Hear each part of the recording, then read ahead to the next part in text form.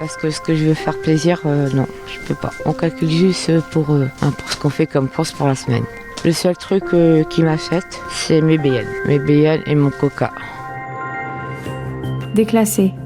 Les mots d'en bas. Bonjour, je suis Imran Baroudi. Bonjour, c'est Steven Pellan. Nous sommes tous les deux journalistes et nous avons décidé, pour comprendre qu'est-ce que le sentiment de déclassement, de réaliser un tour de France. Nous sommes allés en Normandie, à Marseille, à Metz et à Paris, à la rencontre de personnes de tout âge qui appartiennent à la classe moyenne. Nous avons suivi ceux qui rêvaient d'ascension sociale, d'un bon pouvoir d'achat et d'un emploi stable. Ils sont jeunes diplômés, paysagistes ou secrétaires et se sentent déclassés. Pourquoi ont-ils cette réflexion ? Pourquoi de plus en plus de personnes en France partagent ce sentiment ? Nous avons aussi rencontré des journalistes, essayistes, élus locaux et directeurs de supermarchés pour comprendre ce qui ne va pas dans le modèle social français.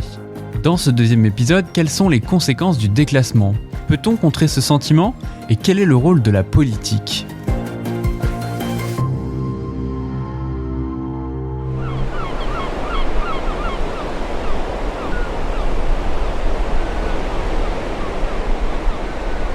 Je m'appelle Christine, je vais bientôt avoir 54 ans. Je suis née à Marseille. J'ai une fille de 10 ans et je travaille depuis le mois de septembre dans une grosse association. Mon rôle est chargé de mission, chargé de communication et développement associatif. Je pense qu'on ne donne pas aux gens qui bossent. Pour moi, je m'estime bosseuse et même s'il fallait encore, je m'estime vraiment bosseuse et je vois que non. Alors c'est pour ça que ça me dégoûte et je me dis finalement, tu sais quoi, moi aussi, alors après ça te pousse à frauder, à faire peut-être, je me dis, les mecs, ils ont raison, là, dans les cités, à faire ça, ils gagnent 10 milliards plus que moi, ils vivent mieux, bon, il y a des risques, mais il y a des choses que je me dis, finalement, oui, parce que toi, tu te lèves le matin, tu as toutes tes contraintes de la journée, et vas-y, va chaler. Non, c'est pas possible, les agriculteurs, tout ça, moi, je comprends ces gens, oh, ils n'arrivent pas à vivre, et c'est pas difficile, ce métier. Quand même réaliser. Hein. Donc si les gars en haut, ils disent pas allez stop, maintenant il faut qu'on réagisse. Il y a encore les mouvements, c'est trop faible. Je sais que ça embête tout le monde, mais c'est trop faible. Raquel Rose, tu as faim ? Voilà, moi je me sacrifie un petit peu, je lui dis toujours, je préfère qu'on vive plus simplement, mais c'est ma priorité. Raquel Rose, ça fait un moment que je lui explique, quand on achète, déjà j'essaie de ne pas acheter de superflu, ça y est, j'en ai jamais trop acheté parce que je ne suis pas dans le délire, mais voilà, je lui explique qu'on regarde le prix, on le compare au kilo ou au litre, donc ça c'est une façon d'acheter, voilà, je veux quand même qu'elle comprenne, elle est jeune, elle a 10 ans, hein, mais bon, ça fait rien, je vais toujours expliquer. Donc, tes galettes, là, super chères, ton truc. J'ai dit non, Raquel, non. Parce que c'est toutes ces petites... moi, je suis comme ça, toutes ces petites économies. Voilà, il faut qu'elle apprenne que l'argent, voilà, sur plein de choses. Hein, sur plein de choses. La dimanche, on a dit non, on ne vous amène pas dans un parc payant. Il y en a, hein, le bois des lutins, il y a les trampolines, il y a l'acrobranche et tout ça. Avec la copine, on a dit non, déjà, franchement, c'était 100 fois mieux. On est allé marcher. Mais au retour... Ils ont pris une crêpe, 3 crêpes, un thé, presque 30 €. Je me dis, c'est chaud quand même. Oui, les courses, alors des fois je vais au marché. Alors le marché, pas que je sois fan, mais des fois les prix, j'ai l'impression, parce que si on revient à ça, ce pouvoir d'achat, des légumes sont peut-être un peu moins chers. Donc même pour manger... Voilà, on revient à ça. Moi, j'achète pas des yaourts, des danettes, tous ces trucs. J'essaie, je suis pas trop pour déjà, il y a plein de choses. Je mange d'une autre façon, c'est vrai. Mon frigo, il est pas plein à ras-bord de trucs, ça, voilà, non. Mais les légumes, vu que j'essaie de beaucoup à manger, c'est pas donné. Mais c'est de plus en plus difficile. Après, c'est une façon de manger. Il faudrait que les familles aussi changent peut-être leur façon de s'alimenter. Parce que là, je lisais encore un article. Peut-être qu'elles sont rentrées aussi dans beaucoup de viande, beaucoup de trucs. C'est pas bon pour la santé non plus. De toute manière, avec la copine, alors pour te dire, on a envisagé, moi c'est moi qui dis viens on s'en va, et je lui dis viens on prend carrément, t'imagines, une maison, toutes les deux. Ça serait difficile parce que avec sa fille, ça va, mais elle est un peu plus jeune, et puis l'éducation. Mais enfin bref, après tu as envie d'avoir ton espace aussi. Déjà moi j'ai envie d'être seule, des fois seule, Je suis quand ma mère me la garde ou ma sœur. Mais on l'a envisagé. Parce qu'on s'est dit peut-être qu'à deux, il y a 2 salaires qui rentrent. On associe, comment on dit, en communauté. Tu vois, on mutualise. 2 salaires qui rentrent, donc en plus tu t'aides pour les horaires des petites et tout, comme un couple qui peut peut-être parfois s'aider, hein, tu l'amènes le matin, je récupère le soir, bon, c'est aussi ça, les couples s'aident.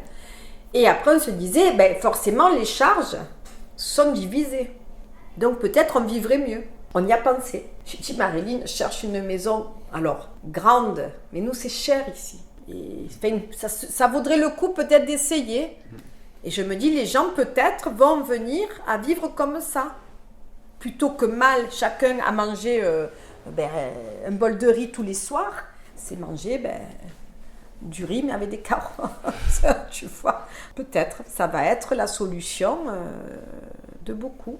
Là, en charge, on a peut-être par trimestre, mettons 400 €. Si tu es 2, ça te fait que 200 €. L'assurance maison, tu es divisé en 2, enfin, tout est, tu vois. Et voilà, et c'est mieux. Et tu as les 2 salaires, c'est bien 2 salaires. Donc je dis pas qu'il faut, il faut être en couple. Parce que c'est la difficulté, elle est là. Voilà, déjà financièrement. Après, éduquer un enfant seul, oui, parce que des fois tu pourrais avoir envie que quelqu'un prenne le relais. C'est bon quoi, c'est fatigant. Mesdames et messieurs, notre destination de Mariez à partir de 590 des trains. Attention, au départ. Jean-Laurent Casselli, j'ai 43 ans, je suis journaliste de formation. J'ai écrit un livre avec Jérôme Fourquet qui s'appelle La France sous nos yeux, qui est paru en 2021 et qui est un livre qui avait l'ambition de raconter un petit peu la vie des Français sous toutes ses coutures. Une des manifestations de ce déclassement, ça a été, on l'a beaucoup dit depuis 2 ans, puisqu'on est rentré en période d'inflation forte, notamment sur les produits alimentaires. On le voit aussi dans la manière dont les gens consomment. Voilà, le fait qu'ils se privent de quelque chose ou qu'ils se déportent vers des produits de substitution. Voilà, qui consomment moins du même produit. Voilà. Donc il y a toute la gamme de réponses en fait d'adaptation à ce phénomène, mais je dirais que puis sur le plan sectoriel, professionnel, il y a évidemment des secteurs entiers qui se sentent en déclassement. Je nie pas que le travail est aussi un axe très, très important et que la question des salaires et des revenus, de ce que permettent les revenus moyens aujourd'hui dans la France de l'inflation, c'est une vraie question, mais je pense que le logement, l'aspect résidentiel aujourd'hui, c'est le plan sur lequel les gens matérialisent le mieux cette question du déclassement, voilà, avec la consommation quotidienne courante alimentaire. C'est pour ça que mais les deux sont liés. Voilà, il n'y a pas d'une partie le logement et de l'autre le travail. Le travail permet d'avoir un certain pouvoir d'achat pour ses achats alimentaires, pour son logement. Et on sait que ce qui se coince aujourd'hui, c'est qu'on est arrivé un peu au taquet de ce que les Français peuvent consacrer à leur logement et à leur alimentation. Il est difficile de leur demander de faire plus.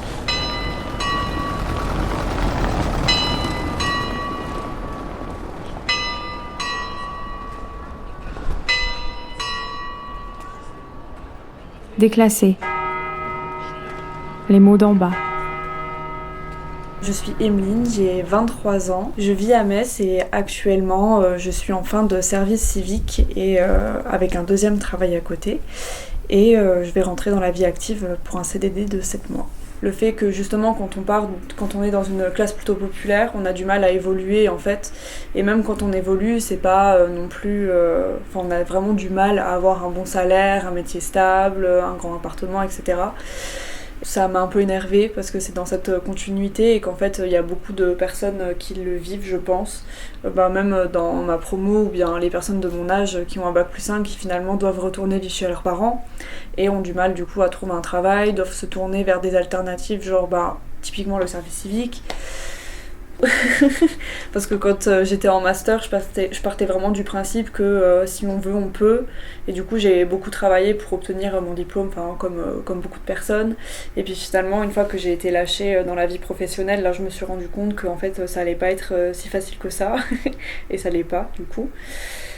Je pense aussi du coup à ces femmes qui ont justement des enfants et qu'en fait en tant que femme on va toujours nous demander si on veut un enfant, si on veut pas d'enfant parce que ça peut être justement un frein en plus de ça à cette vie professionnelle qu'on n'aurait pas forcément si on était un homme, voilà, pour le moment dans la société.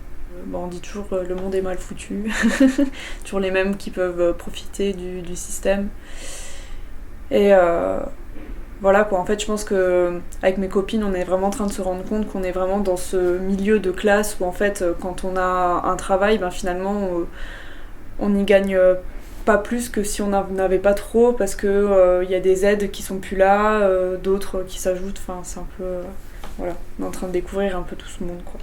J'aimerais bien un boulot un peu quoi, et puis suffisamment d'argent pour vivre, parce que c'est pas avec un SMIC qu'on arrive à mettre de côté pour, je sais pas moi, faire ce qu'on a envie de faire dans la vie, genre voyager, manger au resto. On peut, mais c'est très vite limité. Si on a un problème, je sais pas moi, avec notre voiture, qu'on a une facture d'électricité exorbitante, tout de suite l'argent de côté il flanche quoi. Typiquement ce mois-ci, après c'est parce que je suis partie en vacances, mais je pense que j'ai un peu abusé en vacances, et là ce mois-ci je vais manger des pâtes au beurre tout le mois je pense. En fait il y a toujours des conséquences sur ce qu'on fait. Si je vais en vacances, quand je vais rentrer, je sais que je vais devoir faire attention pendant un mois ou deux, le temps de remettre de côté, etc. Voilà quoi. Je peux pas faire des choses sur un coup de tête. Quand j'étais étudiante, j'étais encore plus en alerte, je demandais plus de l'aide, j'essayais, là aussi, des fois, ça m'était déjà arrivé, comme on en a parlé tout à l'heure, de prendre mon téléphone et de mettre au centime près ce que j'achète au magasin pour pouvoir terminer mon mois, quoi. Aujourd'hui, un petit peu moins, parce que quand on n'est plus étudiante, on a un petit peu plus d'allocation qui nous permet de vivre. Et vu que je pars de juste avoir un travail étudiant, à avoir un service civique et un travail, mon niveau de vie s'est amélioré, même si finalement, je trouve qu'on consomme vachement aussi en fonction du niveau de vie qu'on a. Après, je suis contente de ne plus avoir raconté mes courses quand même, parce que c'est quand même un peu chaud quoi. Je prends les anti-gaspi, c'est pas que c'est pas bien de prendre les anti-gaspi, de toute façon faut pas les jeter, mais je les prends quand même parce qu'ils sont plutôt moins chers. Et je vais pas acheter de poisson ou ce genre de choses parce que c'est un peu cher quand même. Je consomme pas de viande parce que j'étais végétarienne. Aujourd'hui je mange du poisson encore quand je peux. Donc de ce côté-là, j'ai pas ce problème, mais par contre les trucs végétariens, genre les lardons végétariens typiquement, c'est genre 5 balles le paquet, donc ça va vraiment être exceptionnel, voilà quoi. Si je veux faire plaisir à mon chéri, que je veux lui cuisiner un truc, je vais prendre ça, mais je vais pas en prendre pour moi toute seule, donc ça va vraiment être exceptionnel quoi. Je viens de la terre du milieu, où y a plein de petits vieux, où le chômage et la tisane forment un cercle vicieux. Je viens de la classe moyenne, moyennement classe, où tout le monde cherche une place. Julien Clerc dans le monospace. Je suis Caroline, j'ai 59 ans, j'habite maintenant en Normandie et j'ai 3 enfants. Moi c'est Pascal, je suis en couple avec 3 enfants. Donc tu vas savoir mon âge, je m'arrive sur 62. Et puis maintenant, je fais entretien, jardin chez particulier. Avant, je pouvais me faire plaisir. Si tu veux, je m'achetais même aux gamins. J'achetais des bonbons, j'achetais des gâteaux, j'achetais des petites voitures de collection. Donc là, je pouvais me faire plaisir. Surtout pour faire plaisir à mes garçons. Mais là, maintenant, non, on peut plus. On part en vacances. Parce que là, maintenant, on part tous les 2 ou 3 ans en vacances. Et encore, quand on a les sous. Si on met des sous de côté, on va partir. Mais si on n'en met pas, et ça faisait 10 ans que j'avais pas vu ma famille. Ça fait beaucoup. Personne, tout sera normal. On est tous, ça nous serre un peu la ceinture. Puis les aides, comme au chômage, de toute façon, je touchais un salaire. Donc je t'ai passé le plafond et on n'a pas eu droit à trop d'aide à cause des merdes. Je travaille une fois 4 heures et je travaille 2 fois 4h30. Donc ça me fait 3 jours, si tu veux, dans la semaine que je travaille. Et de temps en temps, on peut me demander de garder la personne le week-end. Donc le samedi, je suis toujours à la maison en cas où qu'on m'appelle pour me dire de venir garder la personne. Tu sais, ça part vite les sous, surtout quand t'as les factures qui arrivent. Dans les 600 € par mois. Donc pour vivre dans le mois, on peut dire qu'on a quoi, 100 à 150 € qui nous restent. Entre les 2 payes, attention.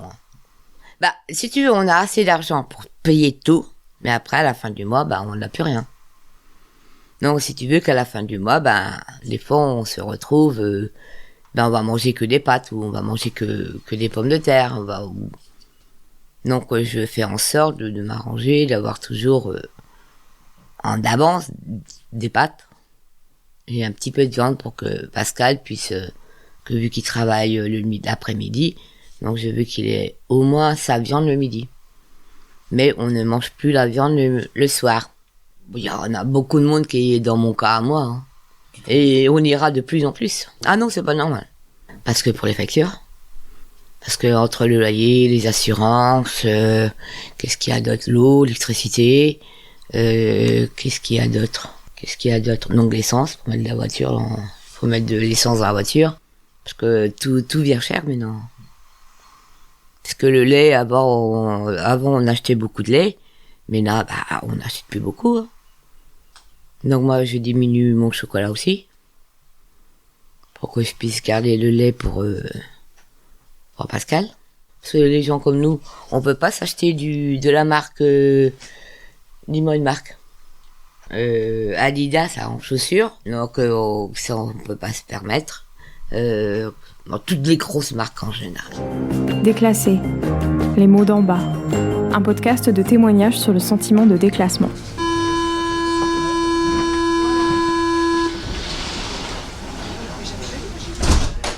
Je m'appelle François-Xavier Ménage, je suis grand reporter chez TF1 et auteur d'un livre qui s'appelle Ça craque. Alors qui trinque le plus Je peux vous parler qu'avec mes armes de journaliste, mais je trouve d'abord qu'il y a quand même un déclassement chez les classes populaires et les classes moyennes qui avant pouvaient s'offrir des vacances, pouvaient aller au supermarché sans trop réfléchir aux produits qui allaient se retrouver dans le caddie. Et pour beaucoup d'entre eux, ça semble aujourd'hui beaucoup plus compliqué qu'avant. Il y a des études sociologiques qui le disent, il y a des études d'opinion. Et moi, ce que je retiens aussi, c'est par exemple le patron de Système U qui dit qu'aujourd'hui, dans ces supermarchés, eh bien, il y a 3 types de clients. Un tiers de clients pour qui rien ne change, un tiers de clients pour qui, avant on achetait des marques premium et aujourd'hui on achète des marques à moindre prix. Et puis vous avez un tiers, et ça répond à votre question, un tiers de personnes qui, pour le coup, sont obligées de faire des choix cruciaux, difficiles, et on va prendre de la viande une fois par semaine et on va seulement prendre des gâteaux premier prix pour le lundi et le mardi et le reste du temps on verra, c'est-à-dire des sacrifices dans le caddie qui avant ne se voyaient pas autant. Voilà ce que disent les patrons de supermarchés et je pense que ça doit nous interpeller effectivement sur cette crise. Je m'appelle Thierry Desouches, je suis directeur des relations extérieures de la coopérative Système U. C'est une enseigne de grande distribution française. Plus de la moitié de notre parc est présent dans des communes de moins de 5000 habitants. On est un peu, je dirais, l'enseigne des territoires et on est vraiment représentatif de cette France périurbaine. Ce que l'on constate aujourd'hui dans nos magasins, c'est que la préoccupation de l'inflation autour des produits alimentaires, elle est extrêmement importante. Ça se manifeste d'abord par une part de plus en plus importante de produits à marque distributeur vendus dans nos magasins. Aujourd'hui, c'est près d'un tiers des produits vendus qui sont des produits à la marque U. On constate également une perte de volume sur les produits frais, donc au rayon boucherie, au rayon poissonnerie, au rayon fruits et légumes, parce que ces produits sont perçus parfois à tort comme des produits onéreux. Et on constate également, mais ça, c'était déjà le cas depuis un petit moment, une perte de volume sur le textile et sur les produits qu'on appelle nous des produits de bazar, c'est-à-dire tout ce qui est petit bricolage, petit équipement de la maison, où là aussi on a des pertes de vente en volume relativement importantes. Il y a vraiment l'expression c'est pas une sensation, c'est une réalité de la perte de pouvoir d'achat en matière d'alimentation et également d'un changement de pratique. C'est-à-dire qu'aujourd'hui, l'alimentation est un secteur sur lequel le consommateur, le citoyen, peut encore arbitrer. C'est-à-dire que, comme je viens de vous l'expliquer, il avait l'habitude d'acheter une marque nationale et en principe entre 20 et 25% plus cher que le produit à marque distributeur. Eh bien, le client n'achète plus la marque nationale et va acheter le produit. Le client avait l'habitude d'acheter régulièrement de la viande de bœuf. Il va peut-être en acheter moins et peut-être acheter de la viande de porc ou de la volaille qui est moins chère au kilo. Donc, c'est ça qu'on constate, c'est que les clients s'adaptent, mais ils s'adaptent de façon contrainte. Et c'est ça la différence et ce qui est le plus difficile pour eux, c'est d'avoir l'impression qu'on les oblige à rogner sur leur alimentation et à, je dirais, se déclasser par la consommation de produits qui sont peut-être moins valorisés. Et c'est ça le principal ressenti, et les hôtesses de caisse en sont le témoin. Chers clients, la caisse numéro 1 va ouvrir. Veuillez déposer vos articles sur le tapis de cette caisse. Merci. Les grandes marques, on évite. Hein. On prend la sous-marque. Ça, c'est comme ça. Ça, c'est la sous-marque. Donc, il faut faire de la mousse au chocolat. C'est bon. Alors, spaghetti. Ah non, là, on est dans les conserves. On fait demi-tour, les gars.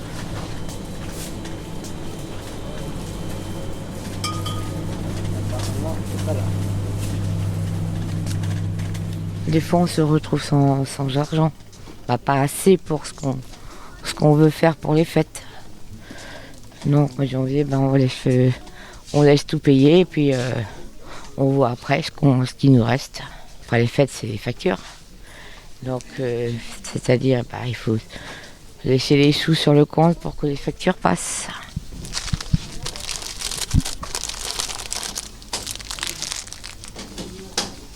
On a 1,51. Ici, c'est 86 centimes. Donc, c'est bon. Que je veux faire plaisir, non, je peux pas. C'est juste. On calcule juste pour ce qu'on fait comme course pour la semaine. Donc voilà. Le seul truc qui m'achète, c'est mes BN. Mes BN et mon coca. 14 articles sans doute. Hein. Oui, 14, 15, 16. Ça fait cher quand même. On verra quand on va être à la caisse.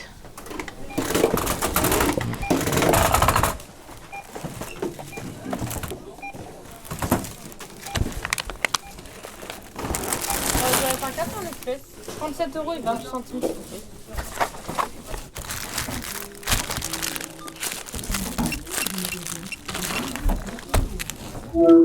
C'est-à-dire qu'on a déjà eu un premier choc inflationniste à la sortie du Covid, et la situation en Ukraine a amplifié les choses, puisque l'alimentation en 2 ans a augmenté de plus de 20%. Et donc, c'est là que les consommateurs ont commencé à arbitrer entre les marques nationales et les marques premier prix, arbitrer entre j'achète de la viande ou je n'en achète pas. Nous, on a un peu schématiquement tendance à dire que les clients, il y a trois composantes, il y a 3 tiers. Il y a le tiers du haut, qui est celui qui n'a pas de problème de budget et qui, globalement, peut continuer à consommer comme avant.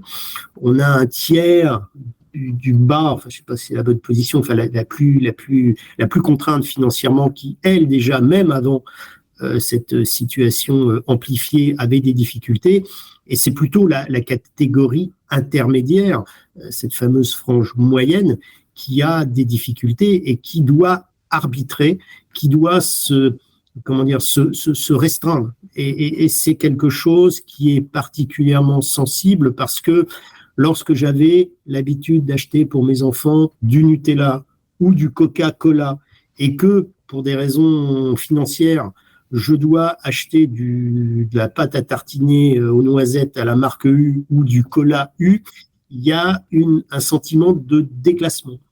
Je change de catégorie et ça se voit, parce que voilà, je ne suis pas en mesure de continuer à avoir les mêmes pratiques qu'avant, et c'est un sentiment de frustration. Et ce sentiment également que quelque chose ne marche plus. Dans ces cas-là, malheureusement, c'est qui est le coupable? C'est le commerçant, c'est le politique, parce que on ne s'explique pas ce changement de catégorie, puisqu'il y a certaines personnes existent au travers de leur consommation. C'est je consomme, donc je suis. Et là, tout d'un coup, voilà, je peux plus consommer comme avant. Donc c'est quelque chose que en plus que je ne comprends pas, parce que je travaille, j'ai un salaire, mais avec cet argent, je ne peux plus répondre à mes envies ou parfois à mes besoins, même comme je le faisais précédemment. Déclassé. Les mots d'en bas.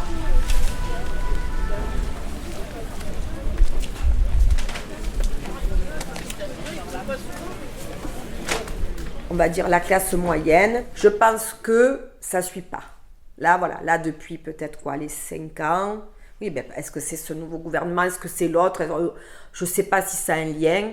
Alors, si toi tu as envie de t'en sortir, en fait, c'est pas comme aux États-Unis. Tu vois, je trouve que tu es trop ponctionné. Moi, ma fiche de paie, je tombe, voilà, les yeux m'en tombent. Parce qu'on te lève au moins 400 ou 500 euros pour payer tout le reste. Il y a des choses même qu'on te lève et que les impôts te lèvent aussi. Alors là, il faut s'interroger. Non, on te lève trop. Voilà, on te lève et toi tu travailles. Non, c'est pas possible. Alors oui, si tu gagnes ça, mais qu'à côté tu manges avec... Voilà. Moi, je le vois un peu en Espagne où on peut manger des fois avec moins d'argent, parce que je vais dans le sud de l'Espagne où j'ai ma famille. Où on te double ton salaire, et là, tu peux un peu souffler. Et je sais pas, je sais pas. Moi, en tout cas, pas d'aide de l'État, ce salaire. Là, je me dis non, c'est plus possible. Voilà. Donc, on va trouver une solution où il faut travailler plus. Mais après, tu travailles plus, on te lève. Donc, où tu travailles plus, et on ne le sait pas. D'où cette économie parallèle, et je la comprends. Voilà, il ne faut pas, encore une fois, se voiler la face. Les écoles demandent à ma fille, est-ce qu'elle mange bien? Bon, après, c'est plan de cul, mais c'est pareil ailleurs. C'est pourri. La qualité des gens qui les encadrent, c'est pas non plus... ça va. Moi, je pense que là, depuis 20 ans, on tire vers le bas. En tout, en qualité, intellectuellement, voilà, on ne va pas vers le haut. Et pourtant, il y a de très bonnes sociétés, des start-up françaises, je le sais pour regarder un peu, qui vont à Las Vegas avec de bonnes innovations. Je sais qu'il y a de bons trucs aussi en France, mais c'est une goutte d'eau. Qu'on va vers le haut, non, je ne vois pas. Honnêtement, ma fille, c'est l'essentiel, donc voilà. J'ai peur. Est-ce que c'est bien? J'ai l'impression de la mettre dans un cocon, puisque je lui évite de voir des choses. Alors, est-ce que c'est bien? Parce qu'elle aura peut-être l'occasion de voir un peu la vraie réalité. J'essaie quand même de la mettre en garde. Après le monde, j'ai peut-être un micro-espoir que ça change. Mais bon, peut-être qu'elle ne vivra pas ici. Donc voilà, j'essaie de lui donner ses armes. Parce que moi, c'était pas du tout ça, on n'a pas tenu ce discours. Aucun discours d'ailleurs m'a tenu. Oui, le monde, ce sera le même, je pense que ce sera le même et ça sera comme nous, il faudra choisir, c'est nous. Voilà. Et au plus elle est armée, au plus, et est-ce que ses études lui permettront de choisir? Parce qu'aussi, selon, des fois tu subis, tu choisis pas ton destin. J'aimerais qu'elle puisse le choisir. Comme on disait, par le métier, par les gens qu'elle fréquente, par la ville où elle va habiter, le pays. Voilà, j'aimerais qu'elle ait le choix. Et c'est triste que je dise que j'ai peur de ce monde à venir, parce que je ne crois pas que mes parents, à l'époque, avaient peur. Tout peut arriver, quoi. Finalement, tu te dis que tout peut arriver, même au niveau climatique. Moi, je suis inquiète plus par rapport à ça, parce que est-ce qu'il y aura toujours de l'eau? Est-ce qu'il y aura toujours une qualité d'air? C'est ça aussi qui m'inquiète. Bienvenue à bord du train Rémy à destination de Châteaudun. Il desservira Dourdan, Auneau, Voves, Bonneval.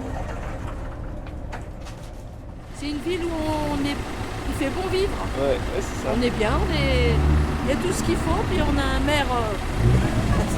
C'est ça, si, il faut le dire. Ce sont des journalistes en plus, c'est bien.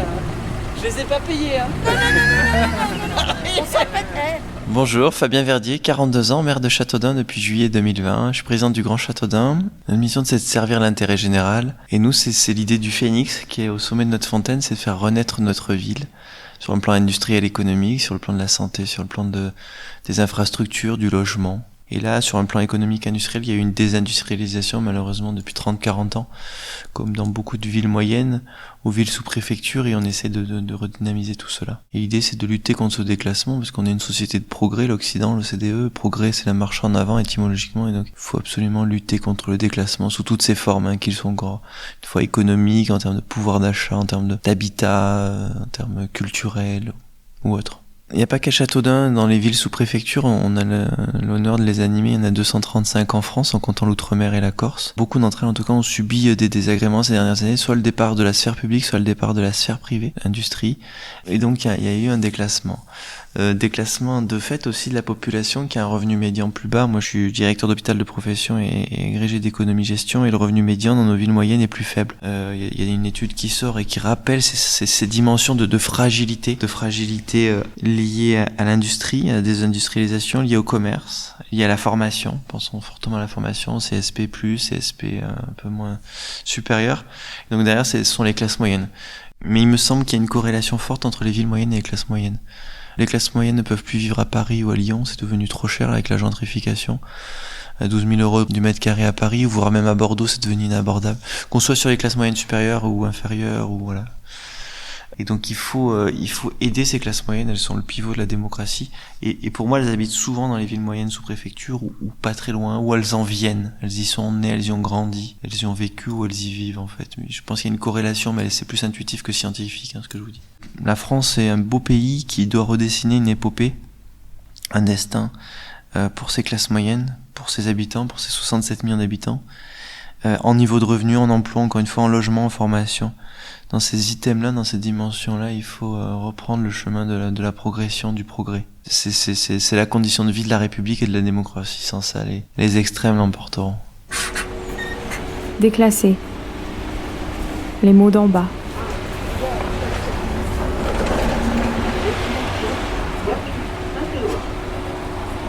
Un podcast de témoignages sur le sentiment de déclassement.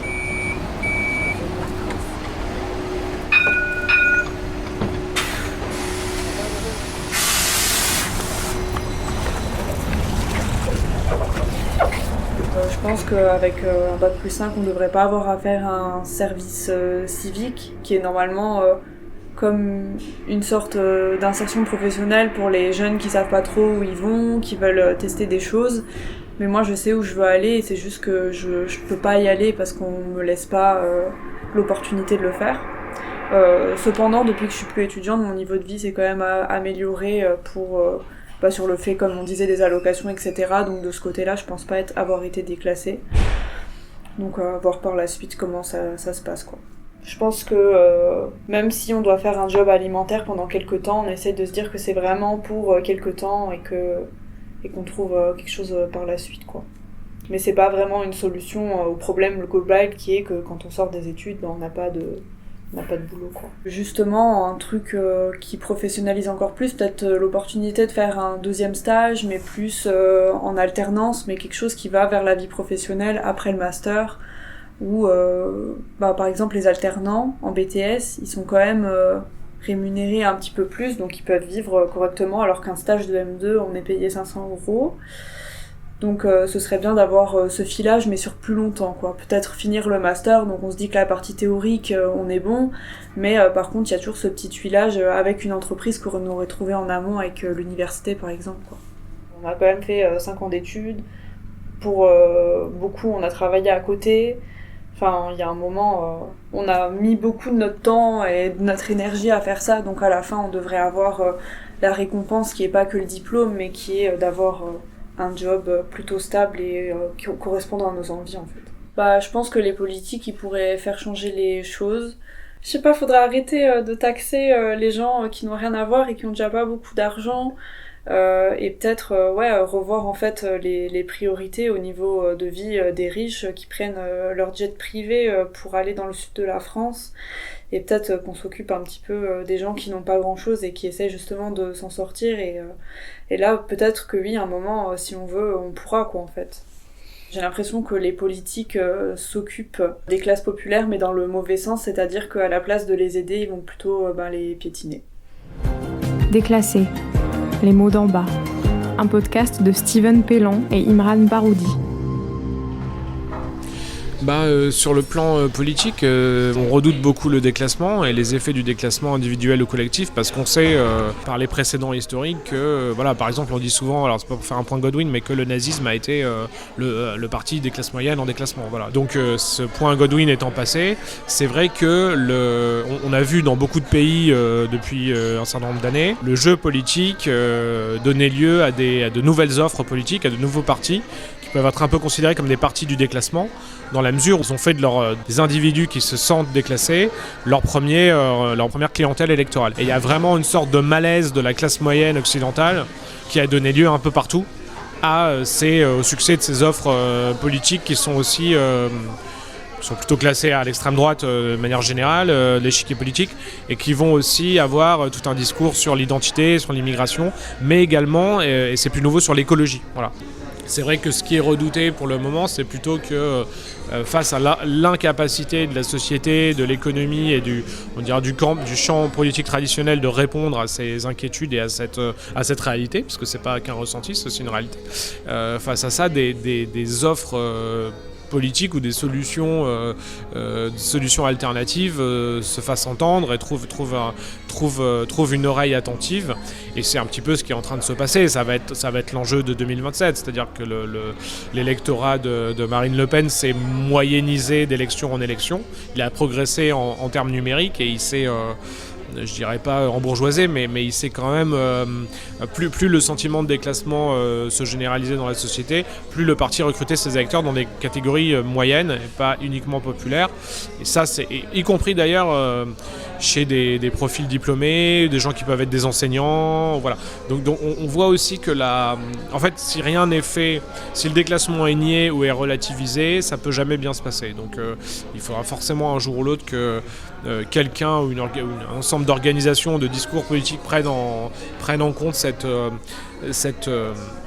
réalité, ce phénomène, parce que je pense que c'est lui qui va structurer les grands rendez-vous électoraux à venir. Alors moi, c'est aussi quelque chose qui m'interpelle beaucoup. Je vais être complètement transparent avec vous. C'est vrai que j'adore la matière politique et je considère qu'aujourd'hui, ça ne doit pas être simple d'être homme ou femme politique. Mais ce qui est certain aussi, c'est que tous les interlocuteurs que moi j'ai croisés pour ce livre, et il y en a eu des centaines, il n'y en a pas un qui m'ait dit « j'ai envie de vous parler politique ». Je pense que la politique, ça devrait être ça. J'attends ça du gouvernement, j'attends ça de mon élu local. C'est vrai, à tous les niveaux de l'échelle politique, je n'ai jamais eu ce type d'interpellation. C'est moi qui les interpelle. C'est moi qui leur demande « et politiquement, qu'en pensez-vous ? Et qu'est-ce que vous attendez d'eux ?» 3 petits points. Et eux répondent à ma question ou pas. Mais bien souvent, ce qui me frappe le plus, c'est que j'ai l'impression que la politique, pour eux, c'est quelque chose qui n'existe quasiment plus, en tout cas qui n'est plus dans leur champ de vision. Comme si, c'est la phrase que j'emploie, la politique était dans la pièce d'à côté. C'est-à-dire qu'on n'est même plus dans la défiance, on est dans la disparition. C'est-à-dire que c'est quelque chose de gazeux qui s'est un petit peu évaporé et qui n'est plus dans leur quotidien. Et effectivement, il y a de la défiance, effectivement, il y a aussi de la colère, mais c'est quelque chose qui, de mon point de vue, apparaît un peu comme une tapisserie dans un mur. C'est-à-dire on voit ça au loin, mais ça n'habite plus. La colère politique, elle n'habite plus beaucoup de Français. J'ai pas envie de faire de généralité, évidemment, mais pour ceux qui souffrent, en tout cas, c'est comme si effectivement ça n'était plus une solution. Alors, le rôle des maires, moi, il me semble aussi très intéressant de le souligner. Aujourd'hui, on a des maires qui, de plus en plus, croulent sous les demandes, de toutes parts. Et sous les normes aussi, ils en ont 400 000 à gérer au quotidien, ce qui est quand même un petit peu compliqué. Et les maires sont souvent désœuvrés. Preuve en est, dans le Morbihan, c'est ce que je raconte dans le livre, le taux de démission des élus depuis les élections de 2020 est 5 fois supérieur au secteur privé. Il y a de tout derniers chiffres qui viennent de tomber, qui sont encore plus alarmants. On est à 20% de taux de démission depuis 2020 dans le Morbihan, qui n'est pas le département le plus en crise de France. Donc je pense que ça raconte quelque chose. Et beaucoup de maires que moi j'ai rencontrés sont obligés d'effectuer, c'est-à-dire la même chose que beaucoup de Français, de la débrouillardise. C'est pas une débrouillardise qui amuse, mais elle est quand même déployée. Et elle raconte quelque chose quand même aussi sur ces solutions de secours qu'on arrive encore à trouver dans tous les territoires. Je leur ai dit, comme faut faire des affiches, moi j'en peux plus voir le RN là sur les trucs. Ah bah attends, à Brou, il a tout le temps une grosse communauté, entre guillemets, je sais pas comment dire, sympathisant, c'est le mot que je cherche. Mais nous, tout ce qu'on essaie de faire, justement, c'est de lutter contre ça. Je vous parlais du Playmac tout à l'heure, des investisseurs que l'on a. On a un gros projet d'usine avec Vorwerk, qui va amener des dizaines d'emplois industriels. Un gros bâtiment économique avec Oltrix, dont le siège social est à Châteaudun. Ils viennent de l'ouvrir il y a quelques semaines. Le bâtiment fait 2,4 hectares. Capacité d'accueillir 250 emplois. Notre petit aéroport civil de 400 hectares, où il y a de nombreux atouts, une capacité donc à développer le territoire, à amener du PIB, à amener de l'industrie, des investisseurs industriels, des promoteurs. Et donc tous ces feux-là ouverts, toutes ces dimensions-là, tous ces items-là, avec nos 20 zones d'activité économique dans le Grand Châteaudun, sont de nature à au contraire développer le territoire. Nous, on s'est appelé mouvement de développement des villes sous-préfectures aussi. On dit bien qu'il faut développer. Il faut plus être que dans l'aménagement du territoire ou la cohésion des territoires, mais dans le développement des territoires, dans le développement des villes moyennes, des villes sous-préfectures, des agglomérations autour de ces villes sous-préfectures. Que l'on soit à Romorantin, à Mortagne-au-Perche, à Vitry-le-François ou à Forbach, il faut développer ces villes sous-préfectures. Donc il faut au contraire aller à l'encontre de ce sentiment-là. Mais encore une fois, ça passe par l'industrie, l'économie, les transports, la culture, le sport, l'éducation, la formation, la sécurité. Tous les items, je dis souvent de A à Z en fait, tous les items. Il faut des années avant de redynamiser un territoire. C'est du moyen long terme. C'est comme si tu inverses une tendance. Voilà. Il faut du temps. Quand tu développes l'industrie, tu as des services à l'industrie. On dit qu'un emploi industriel amène 3 emplois de service.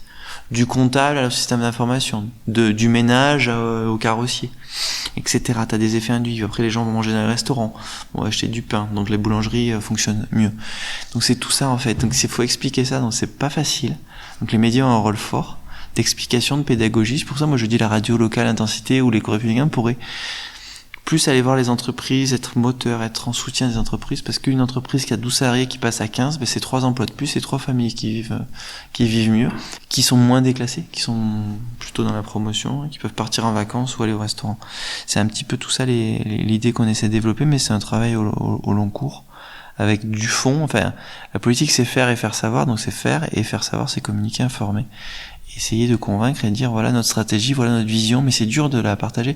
Bon, j'ai un ami qui est directeur d'hôpital, il me disait tu fais de Châteaudun un laboratoire, une petite France. Parce qu'elle vote aux élections présidentielles depuis 2002 comme la France. Jacques Chirac en 2002, Nicolas Sarkozy en 2007, etc. Et moi ce que je dis souvent, vous savez, il y a la sous-préfecture, et le constat sur les villes sous-préfectures partait un peu de là en disant les hautes personnalités en France, les ministres et autres, ne viennent pas assez nous voir, ils vont plus dans les métropoles.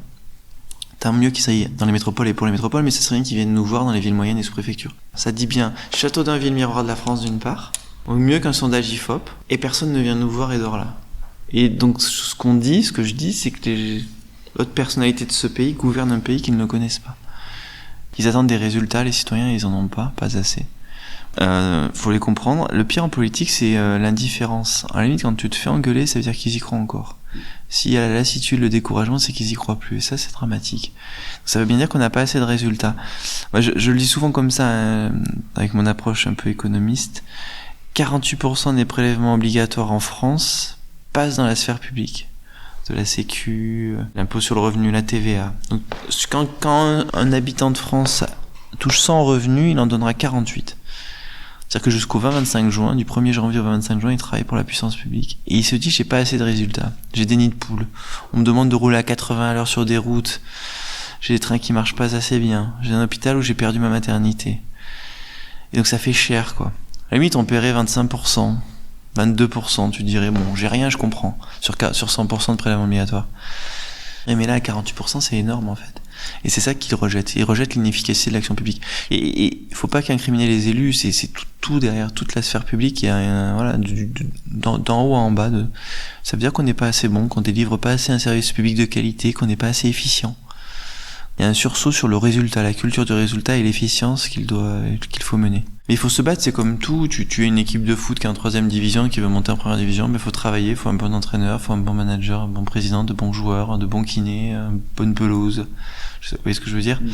Atteindre une masse critique, atteindre un effet d'entraînement, c'est important aussi, je pense.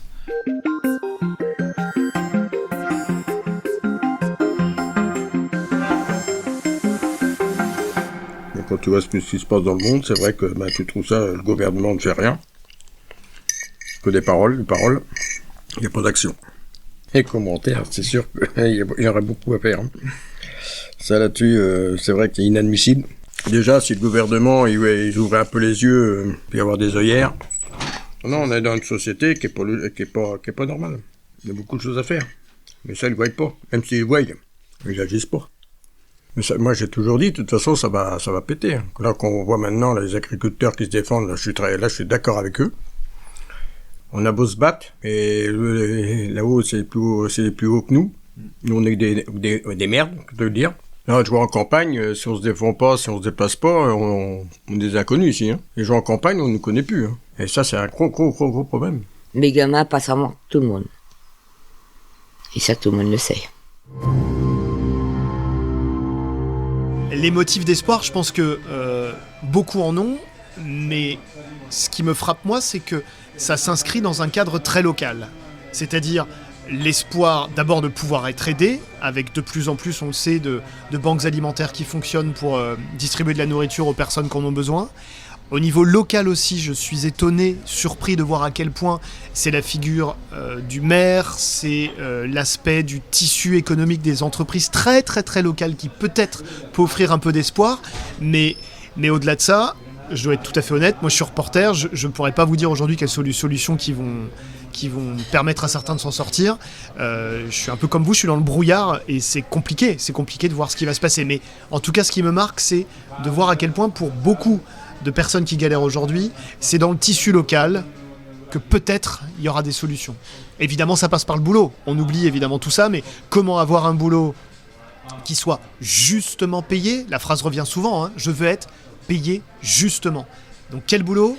Avec quelles contraintes ? Avec quelle acceptabilité ? Voilà, j'ai envie de penser que c'est plutôt d'abord sur le front du travail qu'il y a des solutions qui sont possibles. Je pense qu'en fait la grande difficulté vis-à-vis des réponses qu'on peut apporter à des classements, c'est pas qu'il n'y a pas de réponse, qu'il n'y a pas de solution, il y en a, mais en fait ça dépend de l'objectif qu'on s'assigne. C'est est-ce qu'on répond au déclassement en disant aux gens vous avez raison, en fait vous avez été lésés et on va vous rendre ce que vous avez perdu, une sorte de politique de réparation qui impliquerait sur le plan du modèle productif français de revenir en arrière sur la baisse des énergies fossiles, de l'empreinte carbone. Soit il faudrait aller vers un autre référentiel, un autre monde, un autre compromis social et économique. Et la difficulté des partis politiques aujourd'hui, c'est de satisfaire ces deux attentes qui sont totalement antagonistes en fait. Voilà.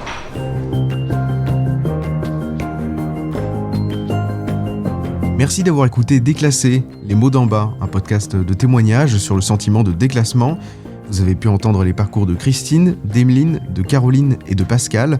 Nous les remercions chaleureusement d'avoir accepté qu'on les suive au quotidien. Nous saluons la participation de Jean-Laurent Casselli, Thierry Desouches, François-Xavier Ménage, Fabien Verdier et Yann Kubiak de l'INSEE. Nous remercions toutes les personnes qui ont contribué de près ou de loin à la création de ce podcast et nous vous proposons, pour plus d'informations, de nous retrouver sur Instagram, déclassé-podcast.